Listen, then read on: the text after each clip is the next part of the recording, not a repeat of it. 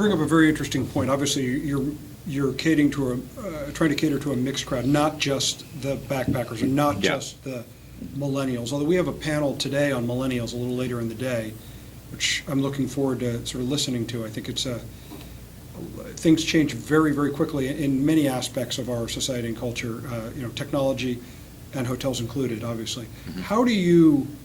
How have you thought about catering to millennials and particularly to some of the millennials who maybe are not backpackers?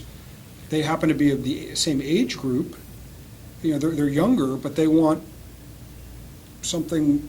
They want a different experience, but maybe they want access to technology. Exactly. They want access to some other things that make them feel more comfortable. How have you done that? What did you think about? Well, I mean, the whole millennial discussion, I view it more as a way of thinking now for the traveler, or it's less an age group than it was when everybody started talking about millennials. Yeah. Like now it's more of like a philosophy. People can think in a millennial way.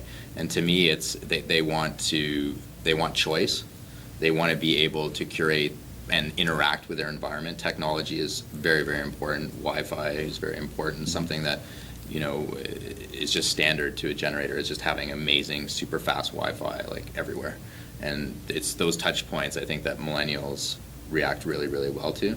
And I don't think it's a younger demographic anymore. I think it's just that way of wanting to reorganize your priorities, I guess, when it comes to traveling, right? Like, it's not also one price point. You have people staying in these generators that have a lot of money, but they'd rather spend it in different places, on a nice bottle of wine, on splurging in other cities, whatever it might be. But if you give them a product that's well designed and super cool and comfortable and everything, then they don't mind saving the money and just crashing there for a couple nights.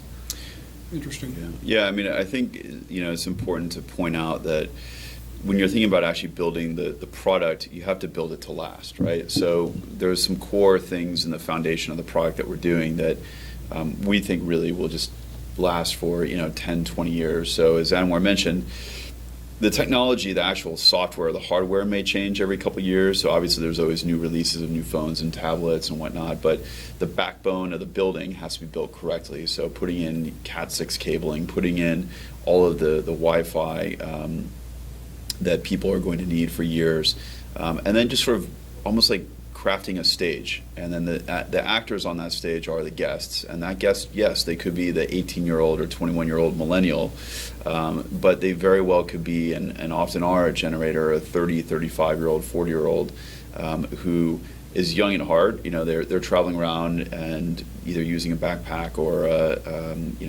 just a normal business traveler who says, look, I don't want to spend 300 euros tonight on a boutique hotel. I'm actually in town for a couple nights and I can spend 40 euros and I still get the same experience. So I still go down to the lobby. I can still use my phone or my tablet to do everything.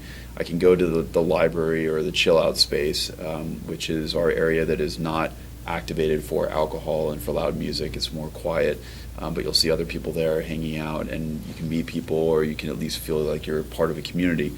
Those are all the types of things that we're just trying to provide, sort of providing that stage or that canvas for the actor or the artist to come in and fill the void. Very interesting.